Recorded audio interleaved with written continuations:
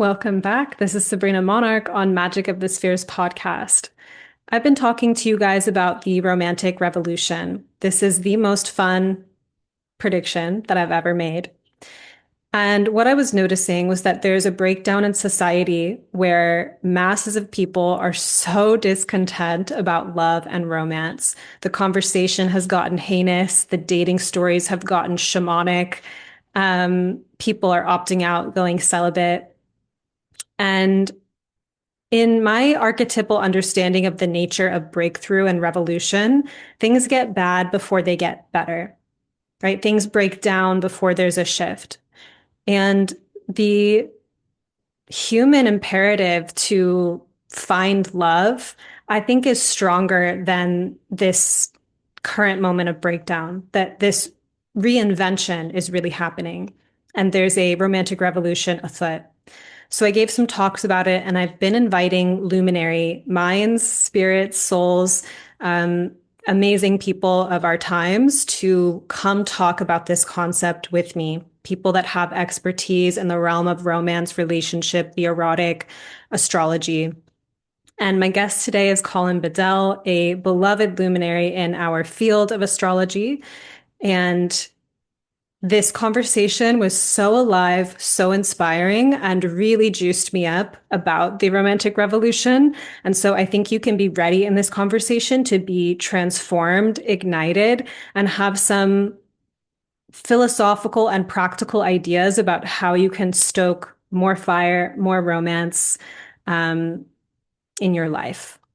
So we talk about this from Colin brought in the word resonance and this energy basically of going from being in a contracted, risk assessing, protective state, collapsed state of consciousness to opening up to life and moving through life in a more harmonic way, which is really how you have those fun experiences, meet people, and get on that higher timeline.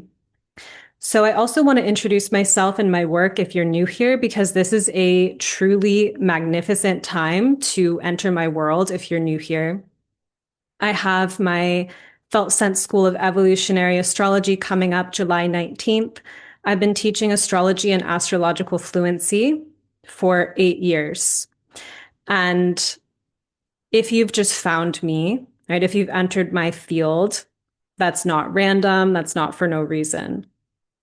I'm calling in people who are ready to have astrology as a language for themselves, right? To go from being a hobbyist or an enthusiast, someone that has it in bits and pieces, to actually having the full download for yourself and being an oracle.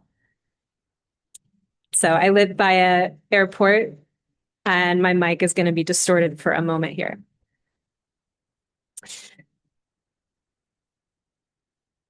So in this episode with Colin, we critiqued some aspects of the astrological community. So I want to name that, and also in the most indulgent way possible, set the Felt Sense School of Evolutionary Astrology apart from that, because what I offer is really not that which we were critiquing.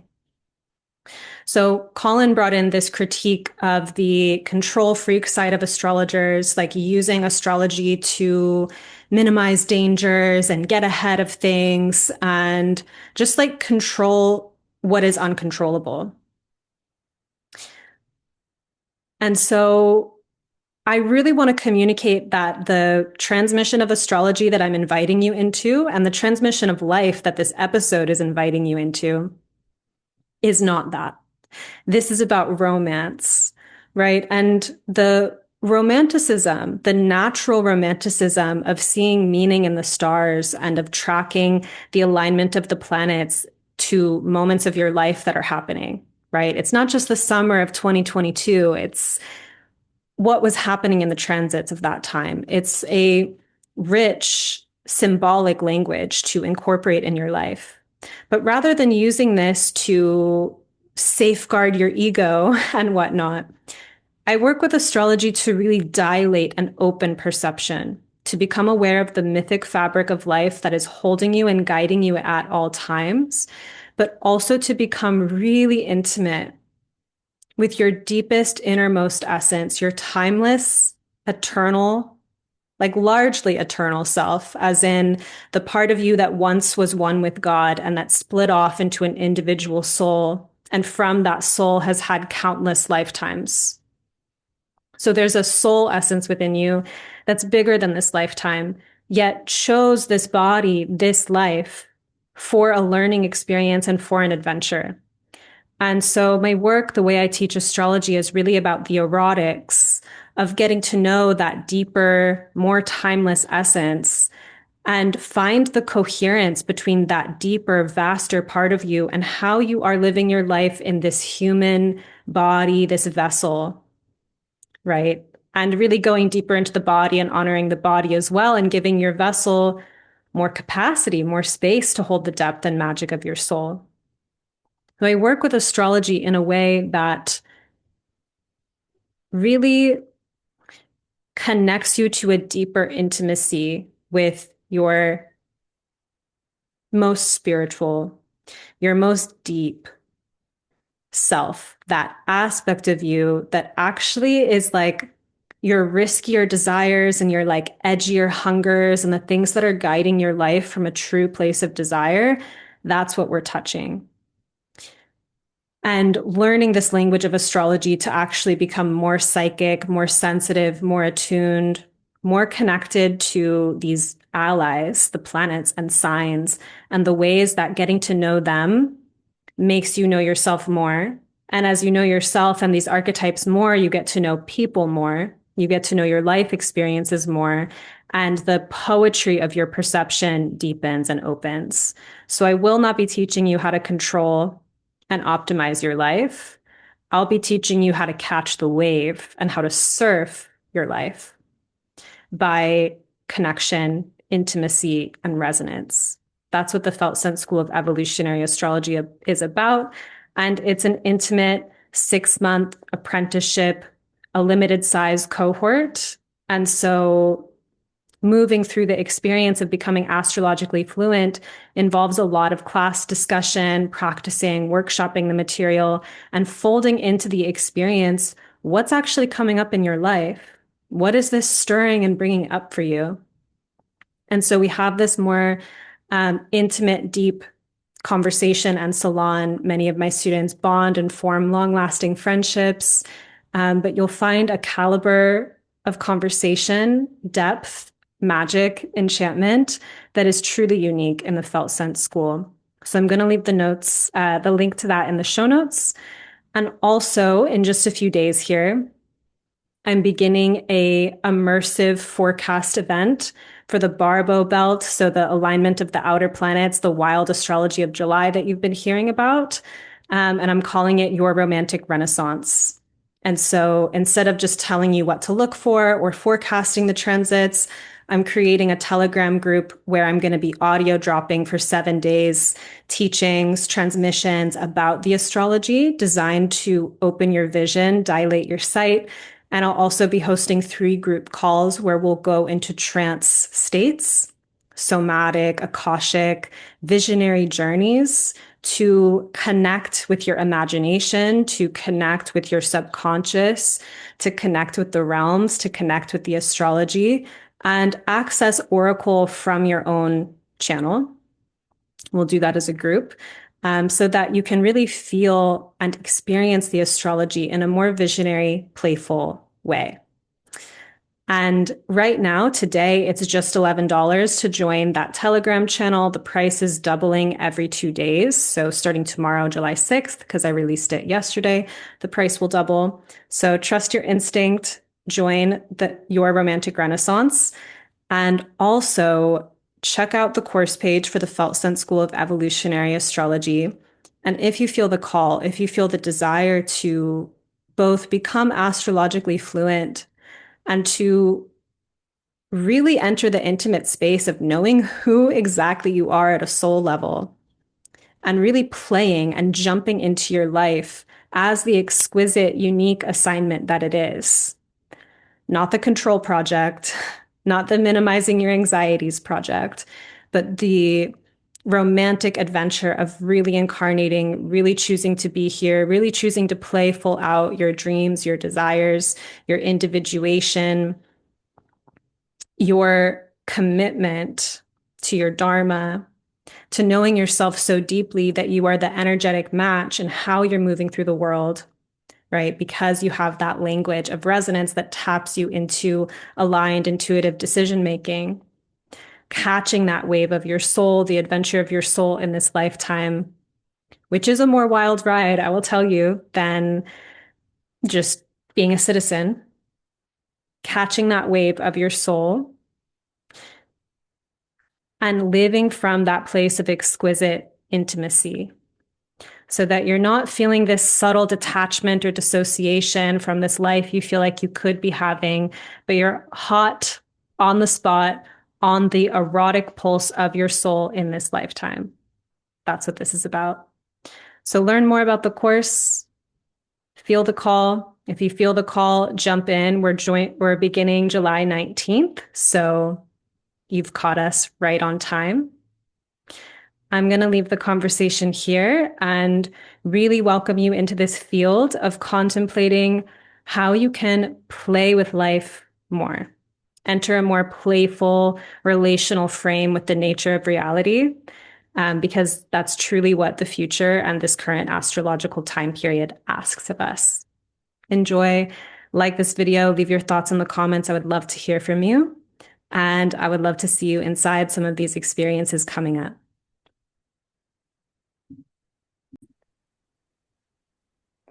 Hey everyone, I'm here with Colin Bedell. We have Saturn, we have Psyche and Eros, and we're going to be talking about the romantic revolution. And you're Leo rising, right? Yes. So you're a great representative for us because this is really a Leo movement. Ah, And yeah, so you've been doing it. This will be I natural to appreciate you. that. We'll see. We'll see. So the concept is that we're in this Pluto and Aquarius time period that just began Mm, some years ago, like mm, 2022, soft entrance, soft mm. launch to Pluto and Aquarius. That's right.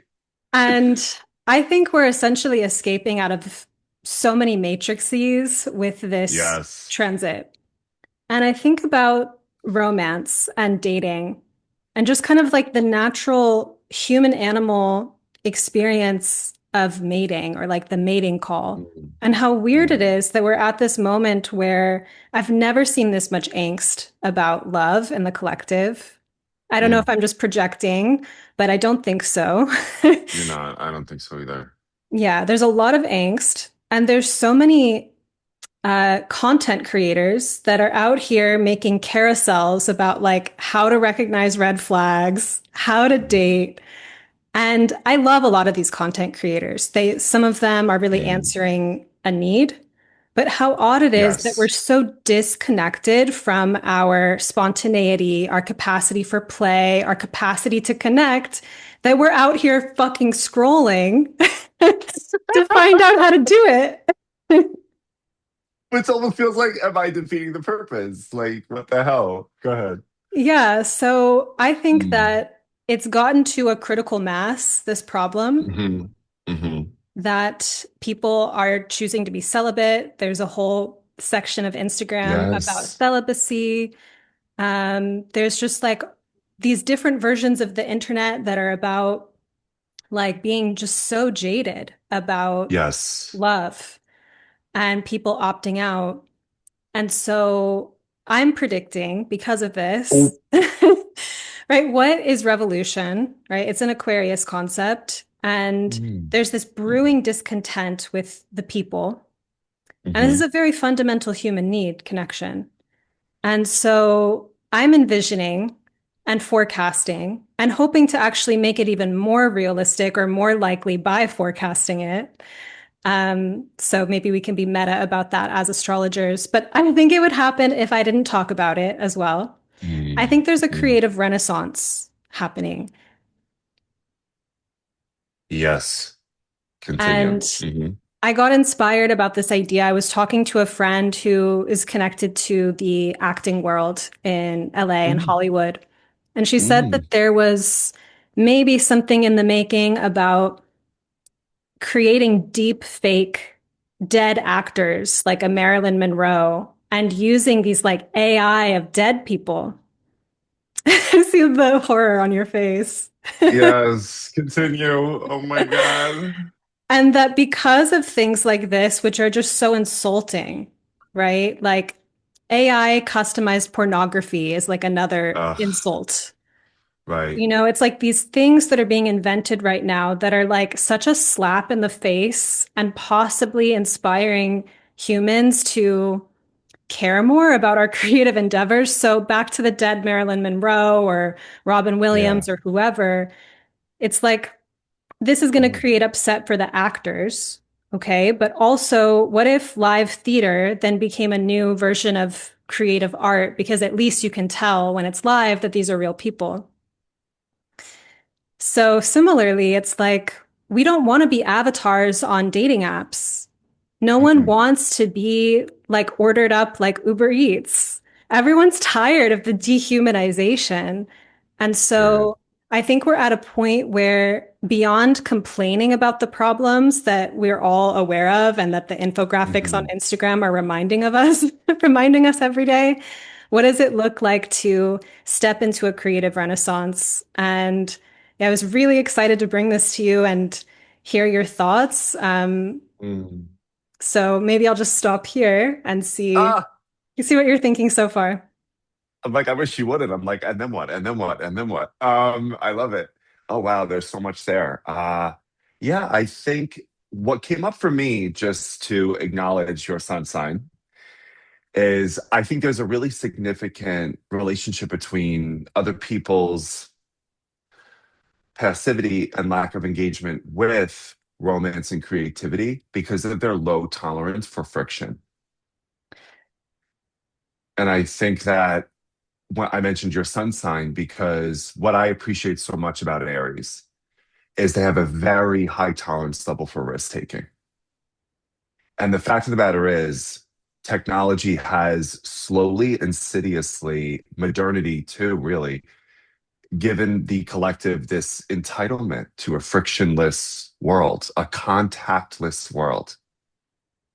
And I think the more we feel entitled to frictionless, contactless dating and creativity and work, the less romance we will have. And so I just look at Aries as an inspiration to sort of say, hey, take the risk, maximize your tolerance level with friction. Friction is good for sex too, honey. Right. So That's hello. Like, what are we talking about here? Okay. And the more that we challenge what we feel entitled to, I think that's going to really help. And then there's actually a sociologist by the name of Ava Illouz who has studied what you were talking about around the dehumanization and the objectification of singledom. She calls it romantic consumerism. And so there's this notion that we act like consumers when we're dating and you need to fit this profile, this tall, this box, this, and this, like I'm buying a vacuum. This is insanity, right? And then what happens when the vacuum breaks? We throw it out, we return it, forget it. We don't repair anything anymore, whether it's people, whether it's products. It's just there's so much literature and research into this already. And I'll just stop with those 2 points for now. Yes, we need more friction. And actually, like, this is another part of Pluto and Aquarius is I think it's about trauma healing. I think that Pluto, the god of Mm, the underworld, really brings things up from the surface, or from mm, the underworld and brings them up. And Aquarius is paradigms of all kind, but also trauma. mm, And I think of our mm. traumas and our nervous system as a personal paradigm because we will do what is comfortable and then Yes. we hit the, barbed wire or electric fence of our personal paradigm and we're triggered. Hmm. And being Hmm. triggered is not necessarily a sign to, abandon mission, but we do need to have literacy for what's happening when we're triggered, the Yes. shadow, content behind that. And I think relationships and intimacy are some of the most triggering things we can do, Yes. really. I think it is the most. What's more triggering than relating to somebody? I, I, I don't know. You tell me. I don't know. I'm gonna go with it's the crux of it all. This is what it all comes down to. Yeah, the spirituality, the somatic, the scientific. If that doesn't allow you to maintain connection and protection at the same time, you need a different teacher or you need a different application method because that's some bullshit. Yeah, it's gotten brittle out here. It's true. It's true. Too many infographics and information, blah, blah, blah. I'm just like, yeah, I think to me, I'm so curious about this North Node in Leo, Pluto, excuse me, North Node in Aquarius, Pluto in Aquarius with the South Node in Leo, but Jupiter in Leo. It's going to be this interesting, like, Freaky Friday situation, I'm thinking, with like Jamie Lee Curtis and, Lindsay Lohan, just the switching of it all. I'm like, wait, what? But yeah, I think we have so much work to do, especially around making sure that all of this astrology talk and spirituality and personal development moves us to relational intelligence and relational skills. And Sabrina, honestly, like I've spoken about this openly, it's rarely discussed in astrology in a way that is conducive to connection. It's conducive to suspicion and hypervigilance and control, which good luck with that. It's very easy to be right and alone, How do you So it's just bring romanticism into astrology? Because I'm number one. passionate about this as well. Yeah, I can tell. We got Eros and Psyche in the background, and I got my planet in the background saying by releasing control. Holy shit. I'm telling you, Sabrina, it's astonishing that we use all these different, outfits and camouflage and optics to just deny the fact that almost every astrologer is a control freak. Just give it up. Just give it up. Stop lying to yourself. Stop pretending. Just name the fact that a lot of the times we are in this conversation to maintain control. I see what you're saying. I would You could like to disagree. think I I'm want not you one of to. them. Right. No, well, Because because probably not. You're a romantic revolutionary. no, Go ahead. yeah. I remember what some of the first times that I had really bad experiences with Mars or Saturn transits. I had like a E2 Brutus moment Ooh, because okay. I was Okay. like, I've been writing forecasts about you guys. I've been like Yes. showing up in devotion. Why did you slap me like Yes. this? Right. And Right. I've gone on to have these experiences where when transits happen, they pierce me sometimes. Like, that Yes. experience as an astrologer Of where you course. see the perfect sky, like it Mm, actually mirrors the bad thing that's happening in your life at that mm, moment. And it's mm. no one prepares you for that, because No. sometimes the way astrology is marketed, it's like learn astrology so you can get ahead of the bad thing, Exactly. so that you can Thank optimize your you. life. But what about the experience of just living and being in surrender? Because I'm always aware of my transits, even if I'm not checking Yes. them because I know the degrees and it's just I can't unsee it. Yeah. And I would say at this point, because I know the transits, when I've been struck by life events that triggered me or touched me to the bone or whatnot, the fact that the sky mirrored it only took my grief that much deeper. Like I Oh, wow. popped That's out to great. these mystical That's great. experiences That's great. um, because of how intense it was that the Yes. transit, and so astrology doesn't give me an illusion of control at all. It really doesn't at this point. And I'm also not a predictive astrologer in the way, like I can forecast, but I'm not like Right. Vedic predictive or things like Me that. neither. Me And neither. so I want people to study astrology because it connects you to a language of resonance. It connects you to a living language. It connects you to synchronicity. It connects you to the mythic quest of who you are in this life. And part Yes. of that goes along with like not using astrology for some kind of life optimization trick, which is again this Yes. kind of unromantic swiping Uber Eats experience of life, which is like You really went to apprentice yourself to learn about these gods and about these archetypes just so that you could wrangle them into your small egoic story of like, what are you doing? Like, this is like such a romantic enterprise to understand the heavens. Yes. Why did Yes. you reduce it down? It's just like if you study people's psychology and track people just so that you can manipulate them. That doesn't make you a good lover. It makes you a fucking psychopath. Okay. Yes. No notes. No notes. I get, yeah. And the only thing I would, yeah, just offer there too is when you mentioned resonance, this is an idea that I started to learn from a German sociologist named Hartmut Rosa. And I swear to God, Sabrina, this book of his called The Uncontrollability of the World fundamentally transformed my philosophy on astrology Okay, do tell. because yes, I wish I should have it on my desk so I could like always show it. It's under my coffee table there. Actually, fuck it. Yes, I am. Hold on. Because I just want to bring in the Like duck literature under the rings of here. Saturn. Yeah, exactly. I know. Control. Okay. So, or the uncontrollability of it. But what he effectively argues, Sabrina, is that a world that loses resonance, loses life force, loses vitality. And what each and every one of us are seeking is resonance with the world. And he discusses that institutions and modernity is building effectively a world that has an anxious and uses the word like disappointed relationship with the world. So that's why it's always trying to manage, predict, control, explain. Oh, And when we're there, yeah. Oh, and he uses aggression. It's because there was like German English translation subtext issues, but yeah, we have an aggressive state with modernity, which is why we're trying to manage, predict, and control.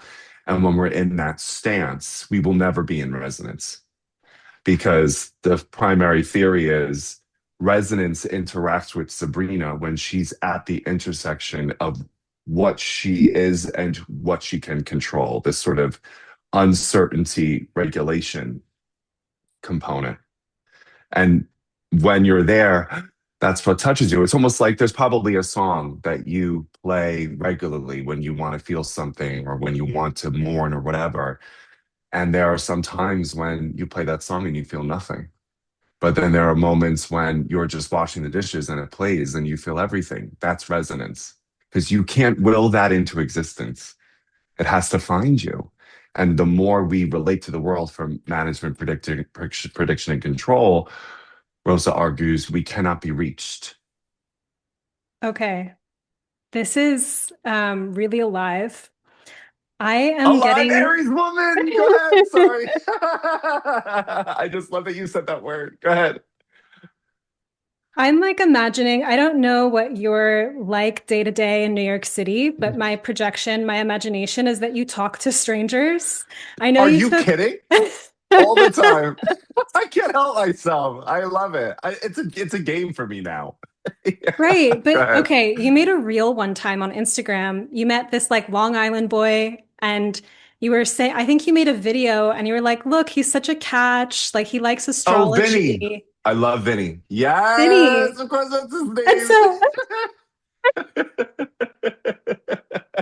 there are like all these girls in the comments, right? Being like trying to connect with Yes. Vinny. And it's like, what if Yes. Vinny got together? Do we have a status update on what happened to Vinny? I should text him. I know. He did tell me he had some girlies and gays in his inbox, and he was like, sorry, man, I'll figure it out. Girls and gays. But Plus, he I do likes know that he astrology oftentimes, so. We exactly, I love to know. see a straight guy into astrology, which was why you had to showcase him and put him, connected. I don't like that was more like, look at the heavens above, making me meet this man. Okay. And then I just thought that he was like blue collar, like he worked for the train. He's just trying to have a good pension. He just wants the benefits, the whole thing. Okay. And then he loves astrology on the weekends. I'm like, Vinny, you're my boy. Well, yeah, and you were mentioning talking to strangers. I want to see, I don't want to interrupt that point. Go ahead. Well, I think that talking to strangers is inherently a playful activity, right? It's very Yes. Leo. one of my favorite things that I talk about a lot with Leo is that as mammals, we were born in this extended incubation.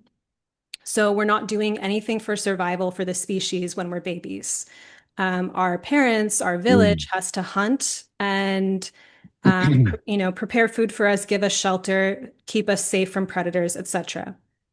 And when that is sufficiently accomplished, all baby mammals play and they enter Oh, this alternate state of reality where they're not doing anything for any real reason except for mm, enjoyment. And mm, then mm, humans um, went on to sing and dance and have theater, and mm, these activities changed the weather and it made the hunt go mm, better. And this became the mm, origin of human religion. And mm. so this is essential to what it means to be human, is that when we can enter that playful state of reality, we actually enter resonance with people, but also with Period. God, with the cosmos, and the weather notices, right? Like the world participates. Yes. And Yes. when we are not feeling safe, when we've been traumatized, we don't feel psychologically safe, we do not access play behavior. So we go through the world Agreed. in this anxious, disappointed, optimized, controlling. Yeah, Don't exactly that. touch me. Hypervigilant. Yeah. And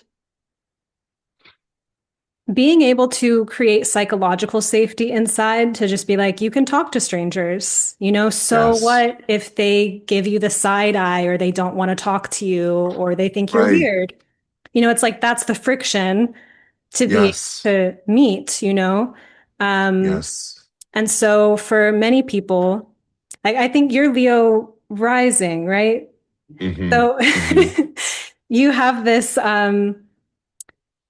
Leo just naturally with your ascendant in that way. And I think Hmm. that Leo's here to basically help the world have more fun. They have access to fun and they invite people into it, right? Yes. Yes. And so Oh, sometimes I've gone through I'm walking around and I'm unconsciously in a hyper vigilant state, and someone yells that's out at me, okay. "Hey, hey." And I'm like, what Yeah. do they want from me? And they're like, "You have the best jacket. You look amazing." I'm Right. like, oh, like the world doesn't have to be scary. And I just think that right now in the social field, there's such a brittleness, there's so much fear, there's so much Yes. anxiety, there's so much management that Leo has become the new countercultural figure. Like these people that just went to the Empire Yes. State Building and like Ah. hung the flag and had a proposal scene. They were like doing performance art to interrupt our normal everyday life. And they were just On the first day of Leo in New York City. Are you kidding? Or Jupiter and Leo in New York. It's too much. Go ahead. Yeah. Ugh. And yeah, I think that it's like one could say to just do it, just go behave this way. But for Hmm. anyone who's holding some amount of undigested pain and nervous system charge, they Right. probably have freeze and collapse in their system and need some kind of Understandable. support to open back Hmm. up spontaneity, which is why I think Hmm. dating is so weird right now because you have people that are guarded, unhappy, not feeling safe in themselves, wanting the romantic dream and just getting on the app. And it's like, no, find the resonance field, right? And that can look like discovering how to have fun in your life in general or going on the healing journey Yes. or whatever the thing is. Yes. But romance is something that I think of more as a mythic quest and less as something Oh, that you just order up. that's the soundbite. Good job, Sabrina. I love the way my Aries girls just go ba da da da da. Bam. Okay. I love it. I love it. Yeah. And can I share something about that? Or do Please, you, yeah, please. yeah, we're just riffing. I love it. I think often when I'm doing any kind of consultation with a client and we're thinking about a fire sign, let's just keep it really like elemental, foundational, right? I think that the precondition for play, spontaneity, happenstance, leisure, joy, all of that, honestly is imagination, Sabrina. And what I have to do for a considerable amount of time with many adults is help them excavate a practice to cultivate imagination.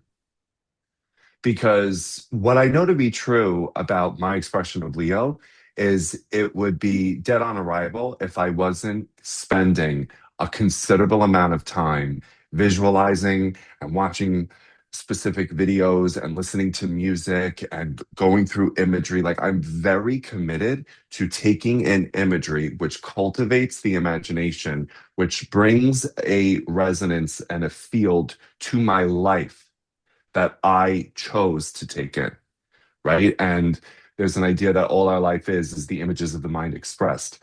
Are we taking imagery into our mind that actually reflects play, romance, joy, love?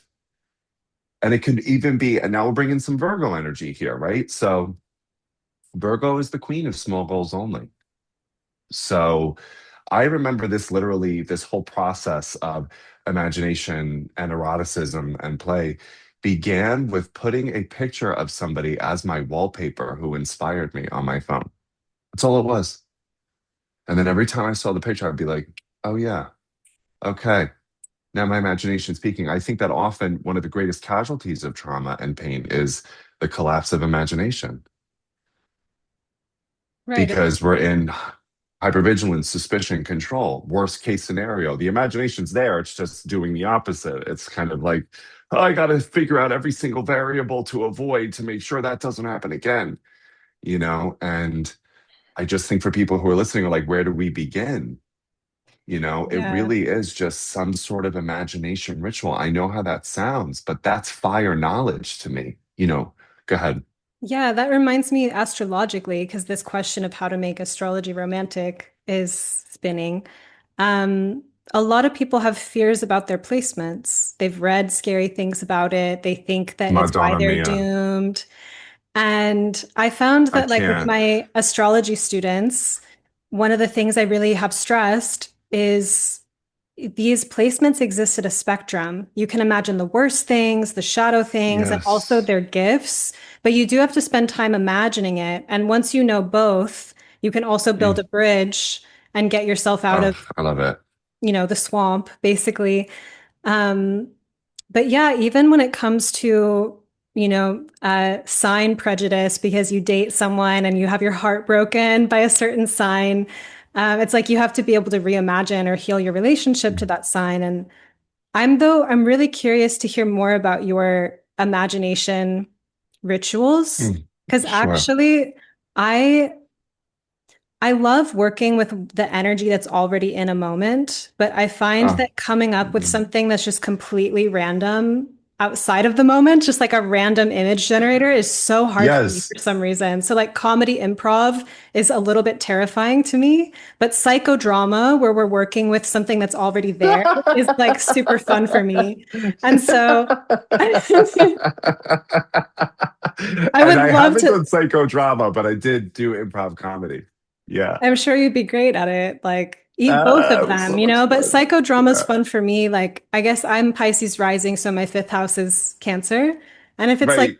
therapeutic, if it's like play therapy, I'm good. But after that, like I'm nervous. Like You're, yeah. go ahead. And So so, with Mhm. well, I just think like if you're going to talk to strangers, right, which is going to be a way Oh, my to favorite be thing. playful with people out in the world, you have to Uh-huh. imagine it's like you see the present moment and you're imagining that extra thing to kind of like bring more life into that Yes. moment or like the Yes. thing to riff Yes. about, the thing to joke Yes. about.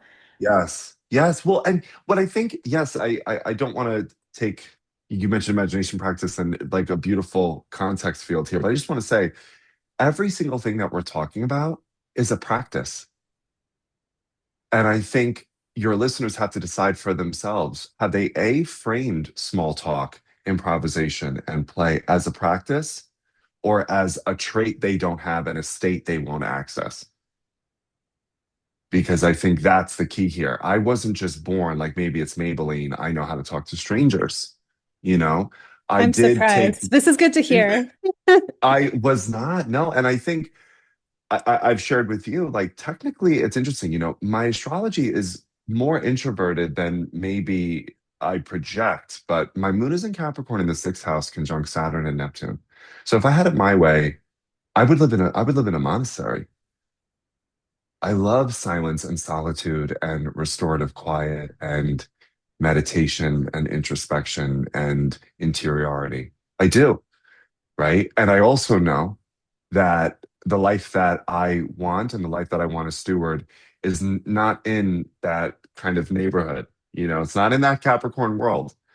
And so I've had to learn little by little how to engage in these practices. And I think that number one, thankfully, I live in a city and Long Island too. You can get very small talking and just shoot the shit with people where there's almost more friction, but that's what gives the greater capacity, right? I don't live in an introverted culture. New York is very full on, full contact. What's up? Where are you from? Who are you with? Is that your mother? What high school did she go to? Oh yeah, I know her. Da da da da da. And it's a language you start to learn. And so that's just sort of my history with that. Now, in terms of my imagination practice, yeah, so for me, I've always loved video. So I'm constantly on YouTube, just sort of like watching particular scenes of shows or movies that touch me, move me, help me feel fully alive. And then, so that's just sort of how I get the imagery in, right? And in terms of the small talk with strangers, I was also just thinking about, honestly, a Sagittarius concept, which is that if I lead from a generous assumption about how this person is going to interact with me, they will feel it.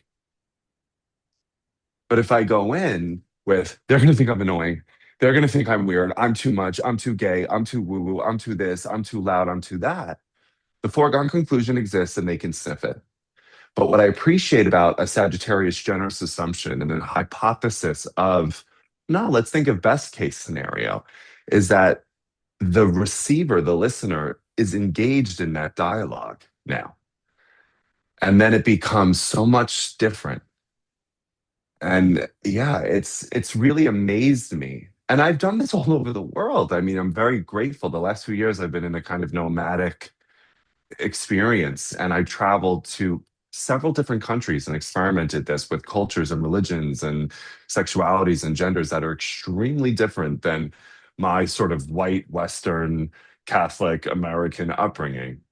And you'd be amazed at how people feel that from you if you go in with generosity and openness. You create them and they create you. And it's an improv psychodrama of this incredible relational feedback loop.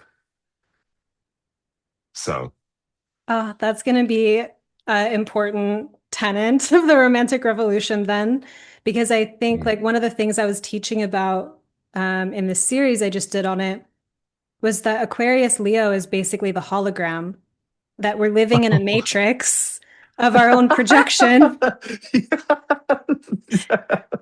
you know? I What, love it because I just see my Aquarians like, duh.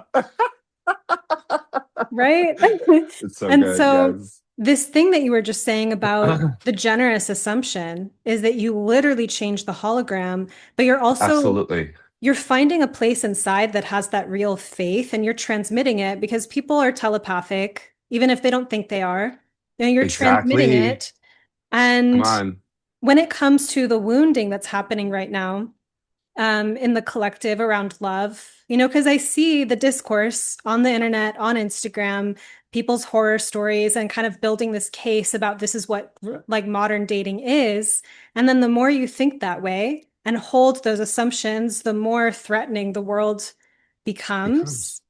Hmm. And it's been an Hmm. interesting process, probably for people that are the most romantic and the most in their like lover energy have had to be Hmm. disappointed, right? If you project this lover energy and you get your heart broken or your assumptions about someone were wrong or you like trusted too much or Hmm. something like that, Hmm. then you've met Hmm. the friction and the contact of, Yes. okay, I need to be discerning.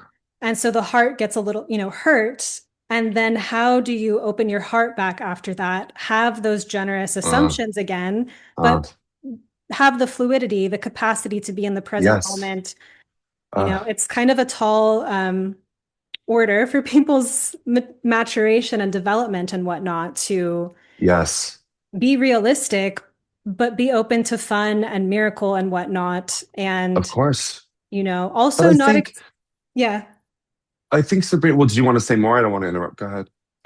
Just I think that there's this idea of being completed by someone else, and that when you have Ugh. this projection, you're holding this kind of desire Hmm. for someone else to be the one, and you've gone through this like pain about your longing. And then when you're disappointed by someone, it hurts extra hard, where it's like Yes. once you learn how to be okay with yourself and you just feel okay Come in your on. life or you can have fun, then it's Yes. psychologically safer. You've built the foundations where you can talk to strangers, have fun with new people you just met, and not feel like so much is at stake. Yes. Yes. Yes. Oh God, there's so much good, juicy stuff here. Well, and I also think too, I just want to name, I'm writing things down because I don't want to forget. Um, the body does that. Look at the body. Look at these incredible systems that we have that is managing left foot, right foot, eyesight, breathing, blood. So it's like all we need to do is just touch ourselves to realize like we have the capacity to both manage and be managed by these systems. It's really not, it's we're staring at it. Look at what the body can do. Come on, right? And then in terms of thinking about, well, the disappointment and keeping your heart open and discernment and this and that, I think again, challenging the entitlement to a disappointment-free relationship. What are we doing? Because then we're acting like consumers again. Ah, would you believe it? I went to this restaurant, I ordered the Caesar salad, and they gave me edamame. I can't believe so mad. Like, no, like this is what happens. And just normalizing the fact that again, enter Aries, enter Mars, friction, conflict. These are bridges to closeness. Doesn't mean we need to stay together. And sometimes the lessons in leaving are just as important as the lessons in staying. But again, how are we imagining this? Right? And are we onboarding and skill building around conflict repair, conflict transformation? Because guess what? Your subconscious mind works like a heat seeking missile, searching for people that represent your unfinished business. And that's science and spirit, by the way. That's studied by the Imago Institute, which is a world renowned research facility around relational technology. So the subconscious mind is attracting you to the person who's going to kick up stuff from unresolved past. Yeah. Okay. And then spirituality, of Course in Miracles, would say that every relationship is an assignment. And the special relationship, the person who's going to complete me, is one of the biggest tools in the ego's arsenal because then it's forever about the longing and the yearning. And the primary dictate from that philosophy is seek, but do not find. Just searching, searching, searching, searching, searching, searching, right? And so then it comes down to if we consider romance and relating as healing, as not just me getting what I want 24/7, but also being a person who offers healing, compassion, empathy, and forgiveness too. Thank you so much. Right. Then we're working with a different skill set and strategy and idea. And then one more thing is that I heard Esther Perel, the celebrated Belgian couples therapist, say that before 1950, the soulmate meant God. We were never going to get divinity from another flawed human being who's bumbling their way through life too. So like what this could suggest is if you get right with your relationship with spirituality or get clear, whatever wording is, and you're filled by just, and I feel like you are such a gorgeous visual representation of this. Like you seem to be living just an extraordinary life of creativity, adventure, and mystery, and risk taking, and fun, and joy, and awe, and wonder. Your relationship with your higher power, your spirituality, God as Sabrina understands it, right? Fills you up with just a different level of transcendence and belonging. And so you're not going to take that expectation and put it on the shoulders of somebody else Yes, and that this just go ahead. what you're saying about not being like, I ordered the Caesar salad. You gave like Right. What the because be actually disappointed. Bear that disappointment, you spoiled brat. Sorry, this Saturday I gotta change this imagery. This is bad. This is bad for me. Okay, go ahead. it's this like moon, Saturn, Neptune thing going on. I know. It's so bad. It's so bad, Sabrina. But go ahead. Something that's really shifted. There's a Tantra teacher, Sophia Sundari, who talks about the man Mm. in front of you is the man for you. Oh, I love She was that. saying that, like, who enters your field is what you're capable of receiving. Be curious about, Absolutely. study these men.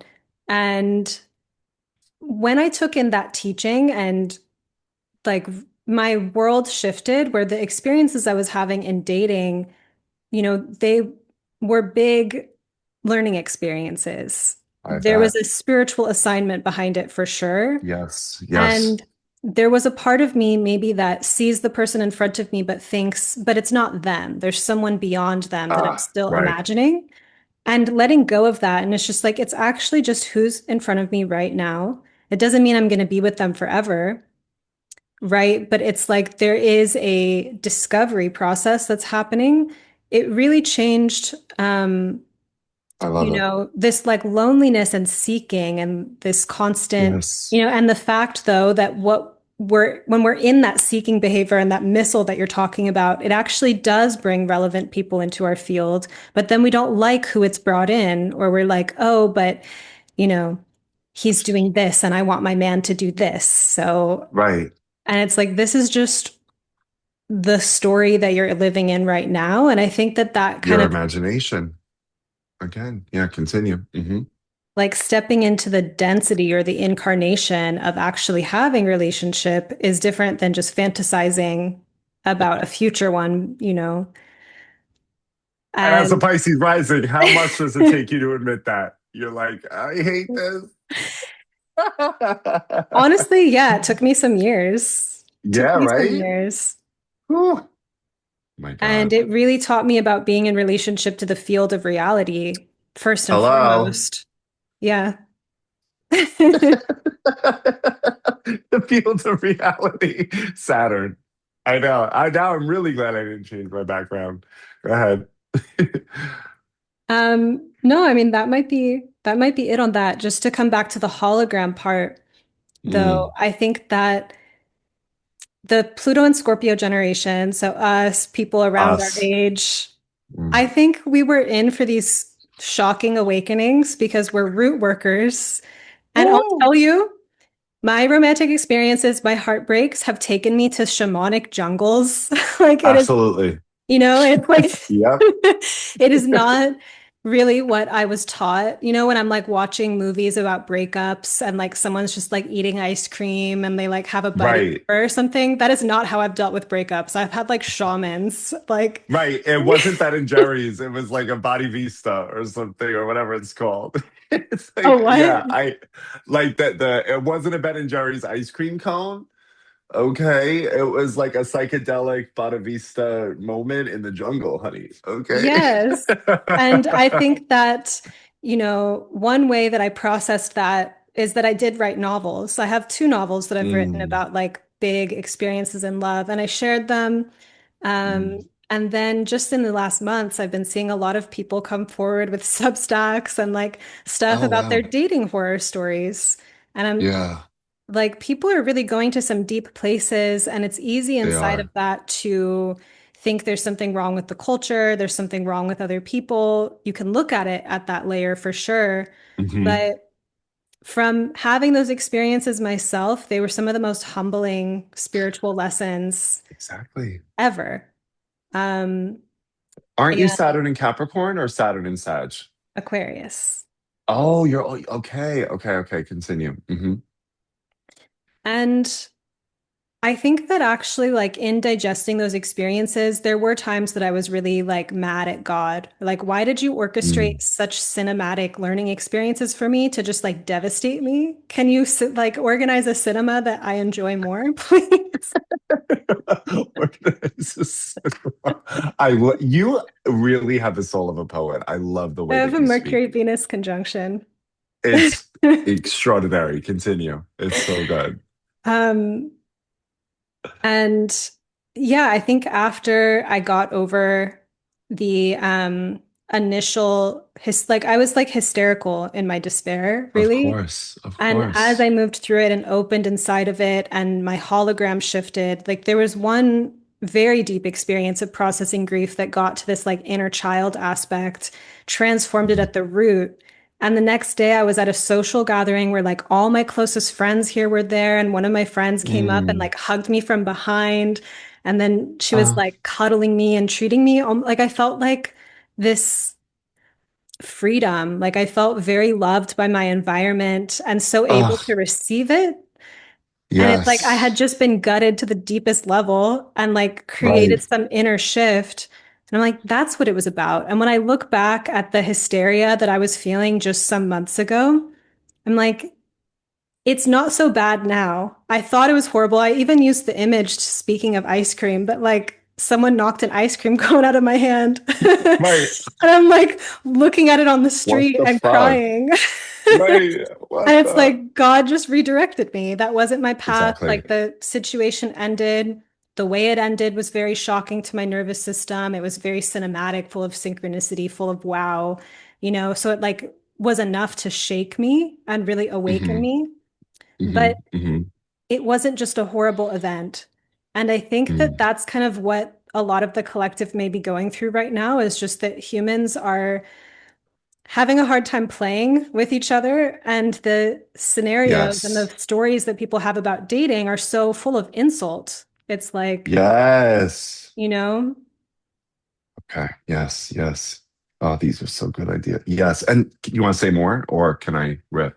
riff, please. Yeah. Yeah. Well, I also think too, Sabrina, that we've lost the plot because we've lost the punchline. I think that what's incredible about Saturn Neptune in Aries is it's maxing. Too many consonants for my accent, but we're all kind of going like, all right, I gotta really work on my ability to engage in risk and discomfort, yada yada. Here Hey, we go. what's friction maxing? Like, because you know how with all of this technology and modernity, it's like friction minimizing. It's a Yeah. contactless, risk-free, Okay, I thought you were saying optimized there's a prediction transit that's control. associated with it. There could have been. I just feel like all of these with Saturn and Neptune and Aries, it's just Oh, sort of okay. saying like, guys, go after the friction. Stop being a little punk. Stop being afraid. Right. Okay. You say stop being afraid. I'm like, stop being a fucking punk. Go after it. Grr, right. And then I think the Uranus and Gemini story is, oh, and bitches, please stop taking yourself so fucking seriously. That's the other thing. I mean, Sabrina, I'm telling you, I think if we could all just put in a dose of levity to dating, ourselves, career, the whole thing, it would feel less like an ordeal and just more like an actual fun experience. And that is one, I have to say, that is one component of the queer culture that I think does come a little bit more naturally to us. There's this energy of like we don't feel the need or the expectation to put like, oh, I want a partner to be my best friend, my passionate lover, my financial advisor, my co-parent, my this, my that, my union with God. This, like, it's just no, let's diversify the social portfolio a bit. Let's feel that romance from the hug of the friend behind me. That's just as important to the eyes of God as is my connection with this person. Whoever's in front of me is the assignment, right? And levity got me there. Levity helped me not take me and this man so fucking seriously, the grasping, and now I'm just kind of like, whatever, playing through it. It is what it is. It's cute, it's fun, it's hot, it's sexy. And people feel that. Again, it's like that component of these are systems. And so going into relating with more levity, people feel it, they want to be around you, right? Bing, bang, boom. And then with that in mind, these relational systems too, it's so interesting to me that like, we are real clear on the red flags of other people and what they did or didn't do. And this is the kind of person they need to be. And then if you ask that same person, well, that list that you expect other people to be optimizing, are you any of those things? There's so much And entitlement. rare, there is so, and like deflection. Oh no, I want him to be funny, responsible, regulated, hardworking, curious, connected to his family, this and that. And it's like, babe, you're barely scratching check one and two, and your checklist is 25. You have a serious discrepancy here. It's insane. And like, let's just laugh at it because look at us being humans, bimboing our way through life, thinking, I want this and I want that, blah, blah, but I don't want to give anything. It's all about me, but somehow I want a good relationship with you. Honey, A wake bit of up. frivolity, I guess. Yeah, As I think for the yeah. things that matter, that are more serious and do require more devotion and do require more trust building, Hmm. having proper gates. I've noticed, yeah, proper boundaries. Saturn Um, shit. because some of my deepest hurts really showed me afterwards that there were parts of myself that I reserve for deeper trust from now on.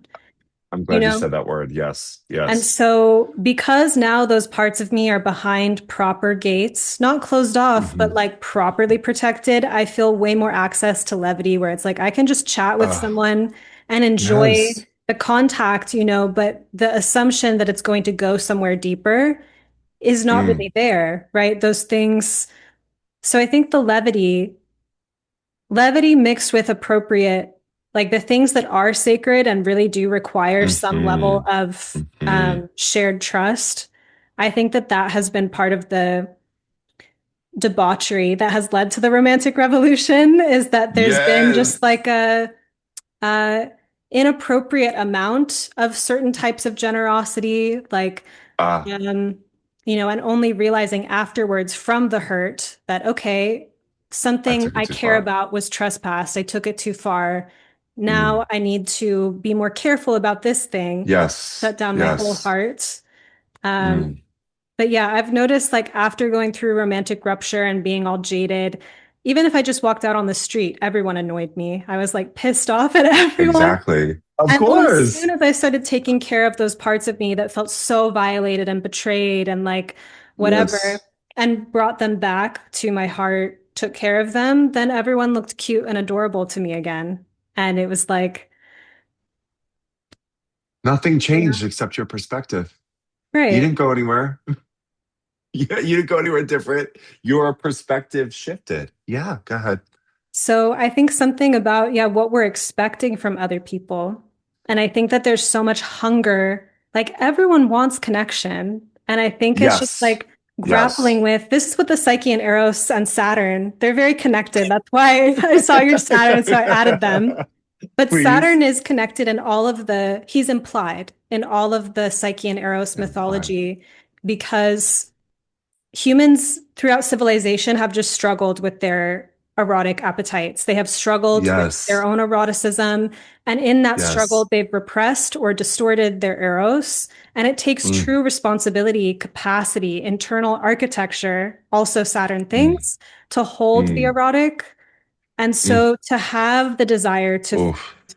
a life partner or have the desire to fall in love, like to be able to even just hold that so that you're not so disappointed permanently or Mm. um, destroyed or fractured every time you meet someone who you projected that possibility onto and they couldn't hold the projection or they didn't fit Yes. your standards that you came with a Yes. list of. Yes. The It's just list. like Oh my God. this is not about the failure of other people in many cases. It's really just No. this like difficulty holding the depth of the desire.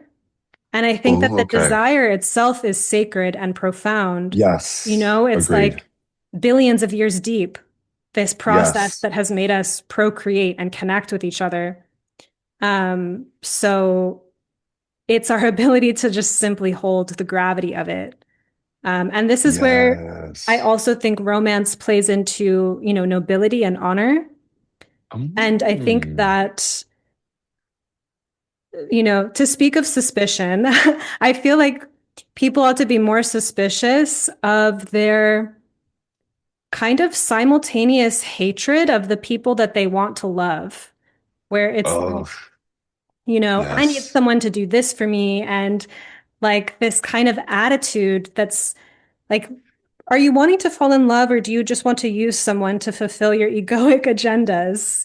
Like there's an honor to come to the mythic quest of love with, and there's Here, A lot yes. of emotions and tenderness and sensitivity that would actually arise and come to the surface if Yeah. people held it. But for so many people, there is that grief process of how badly you want it, how disappointed you are, how fearful you're never going to have it, that it's just easier to be petty, I think.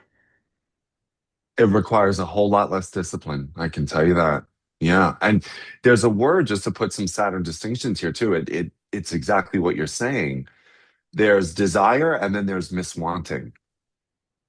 So this comes from, I think it was Dr. Laurie Santos out of Yale, who studies adult satisfaction and happiness. And what she effectively names is we have so many cognitive biases that actually prevent us from getting happiness because we think we want something that'll make us happy and it doesn't. She calls it an arrival fallacy. It's like, when I get there, when I get this, and then we get there and it's like, wait, no, it didn't. Hold on. And then enter existential dread, right? So that could also be very Saturn and Aries. So just like check the desires a bit to make sure that one is coming from divinity and the other isn't coming from appetite, adrenaline, and ego.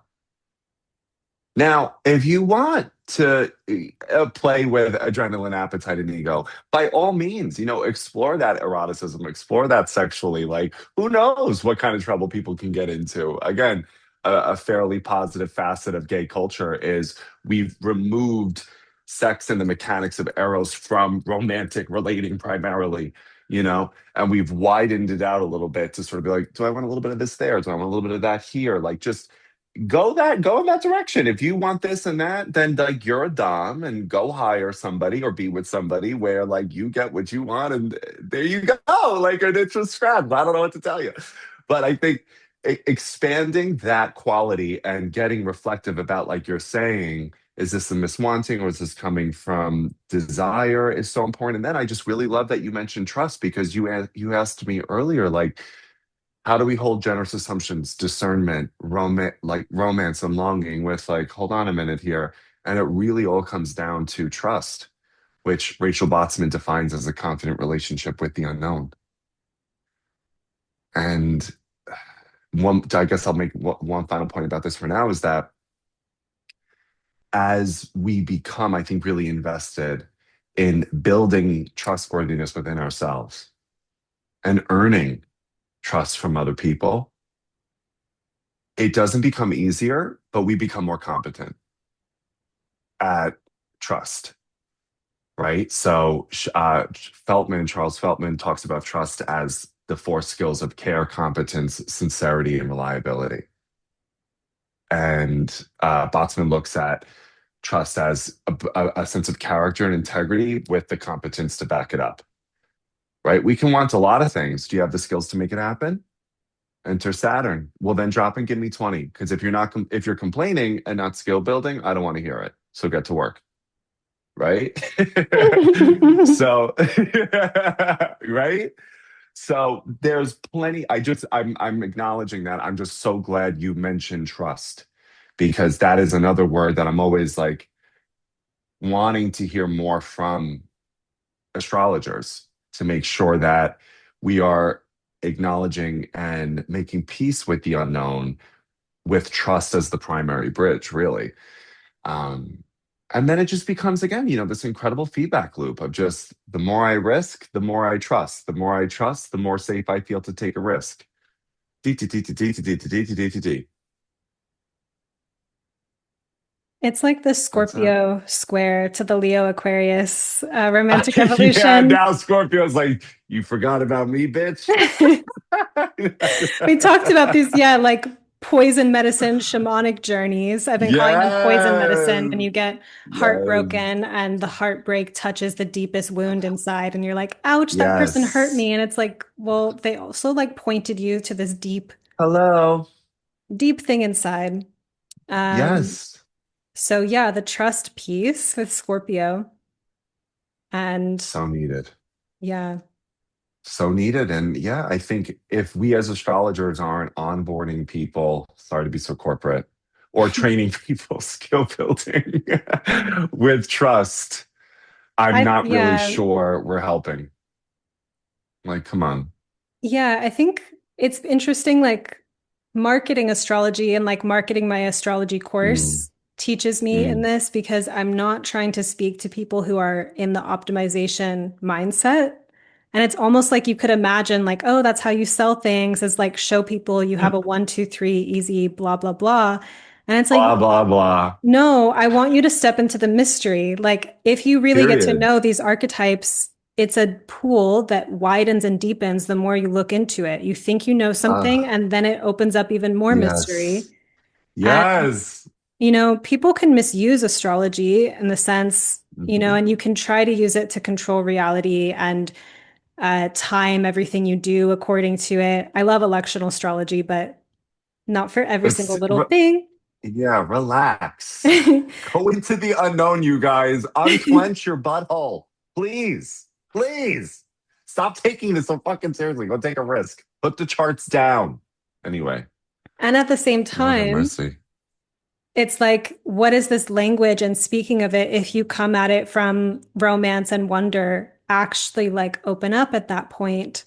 Um, so I Mm, do want to encourage more people to use astrology or to connect with astrology that way because the times that I've had like mm. earth-shattering, chills-inducing, like my, Wow. full body altering experiences because of astrology are so precious and the ways that it can Oh, like I open up know. pathways and open up doorways. And it's just this more subtle, mysterious side of astrology that doesn't get as much airtime as it really should because it's difficult to convey up front, I think, for people. And it's also not the most traditionally marketable because you're asking Right. people to challenge themselves and apprentice themselves to a deeper mystery, as opposed Oh, to the type of marketing that's really designed to kind of quickly offer a solution to people. And that's not what we really want to yes. do.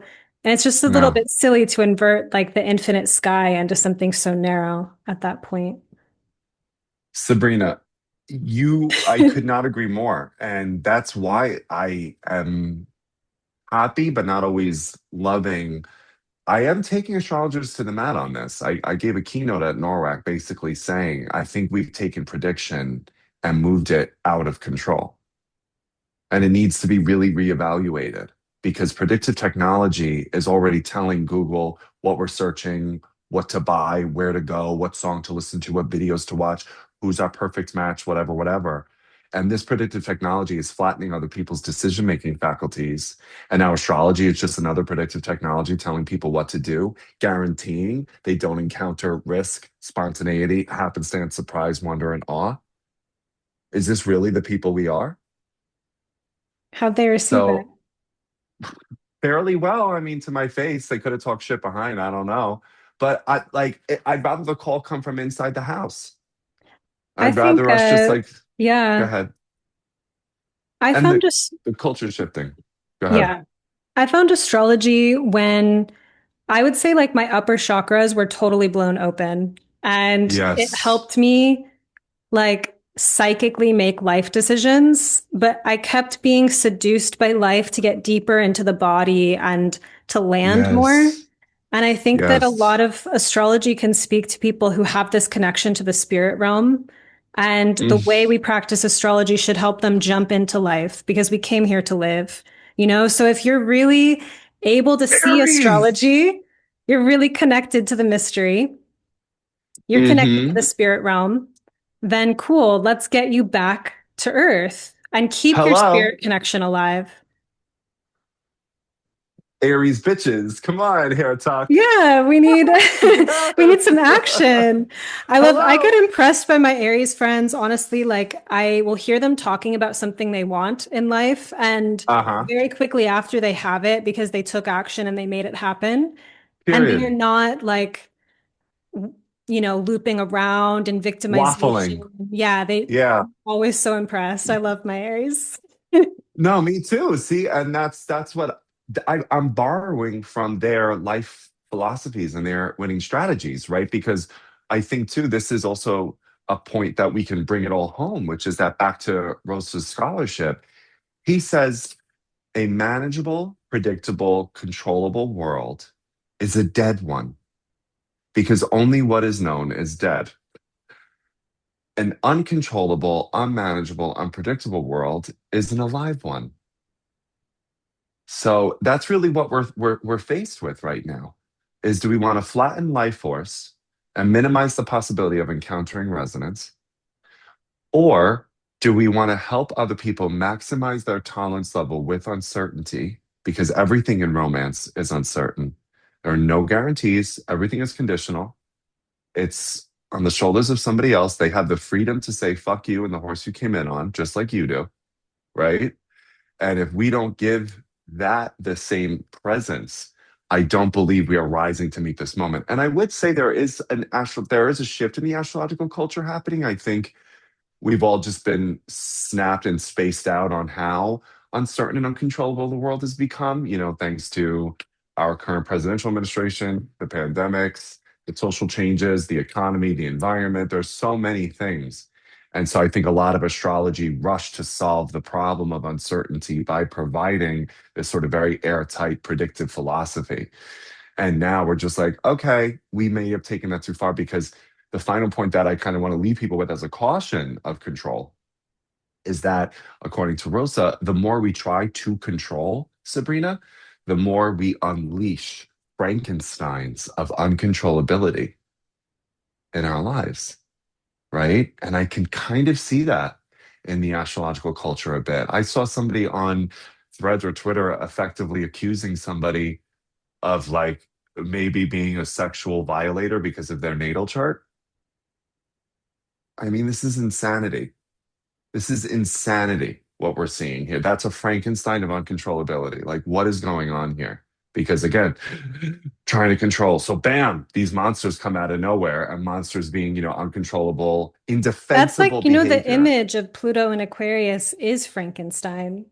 It's like There you go. yeah, There you go. but There you go.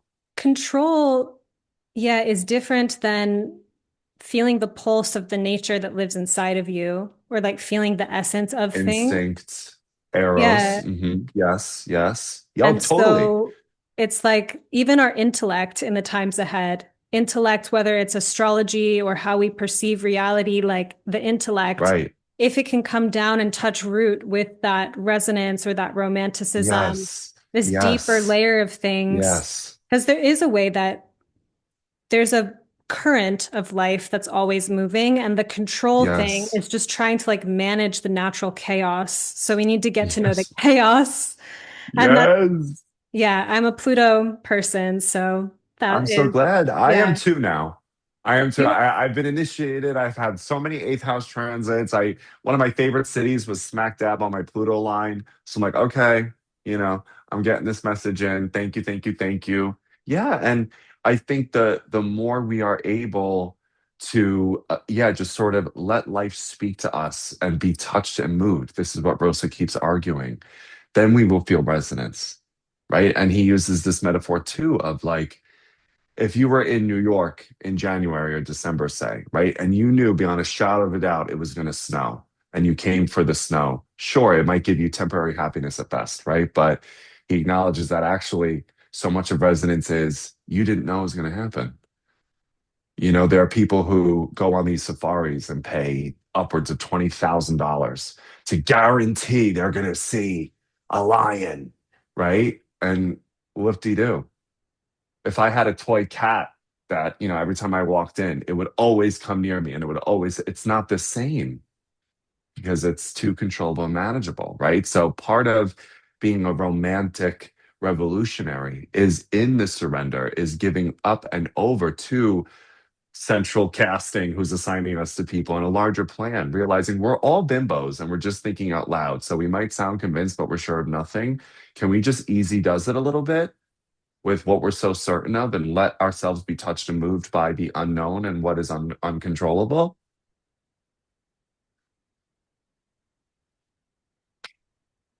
heck, that's what the romantics have just been asking for. Yeah, Can like you for feel me? thousands Can of you sense years. me? Yes. Don't try Yes. to The fix Pisces. me.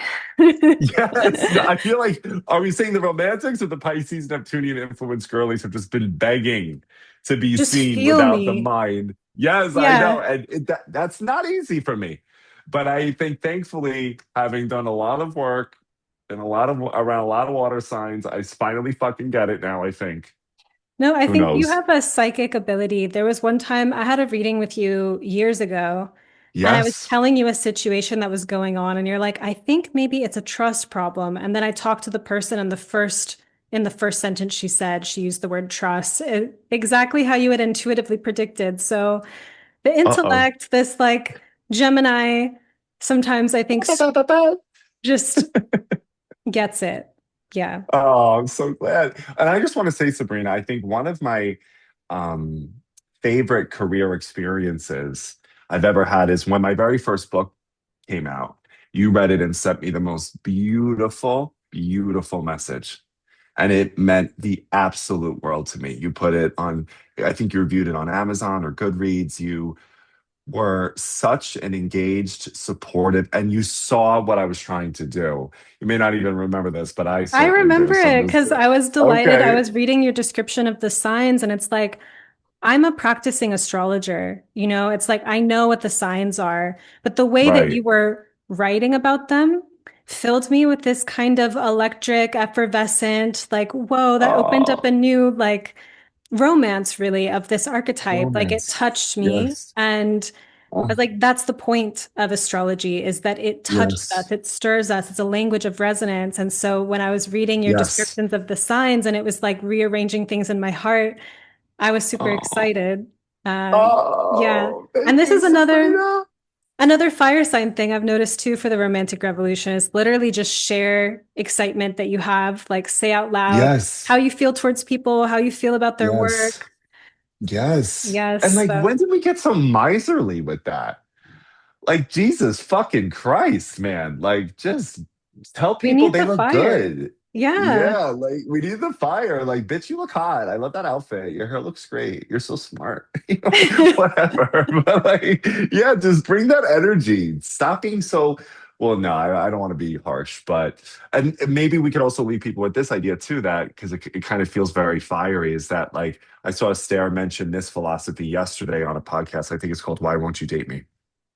But she said that intimacy, we can only experience it if we stop evaluating and start participating.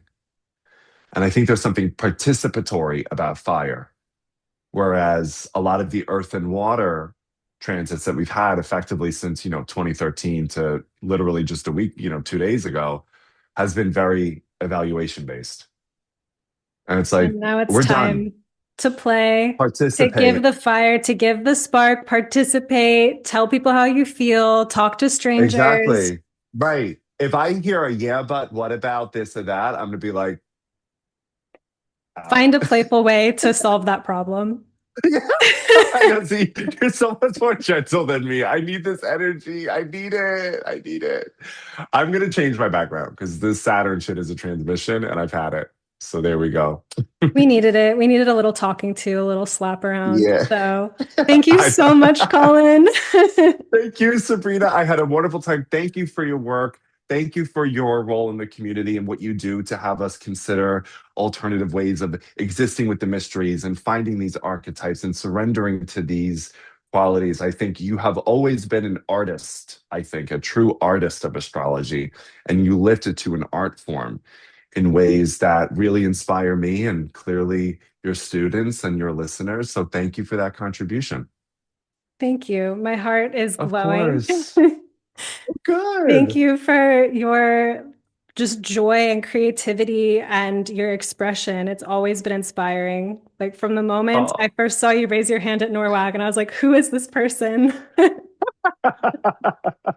She talks too In the well. No. audience. It was like a journalism question, mic drop moment. So thanks for Oh my keeping all God. of us on our toes. Yeah, right? Okay. Oh, I appreciate that. And keep living in the adventure of life. I'm so amazed by you're just like, fuck it. I'm swan diving here. I'm going there. I'm doing this. I'm doing that. I'm in these gorgeous Greek waters, baby. Okay. Catch me outside in Europe. All right. Having fun. I'm just like, I love this for her. So, yes, I'm so grateful to be in connection with you. I'm sorry I couldn't see you in Greece, but hopefully next time I'm there, we'll see each other in person in one of the classic lands. Next time, let's do it. Thank you, Bye, Colin. everybody. Bye.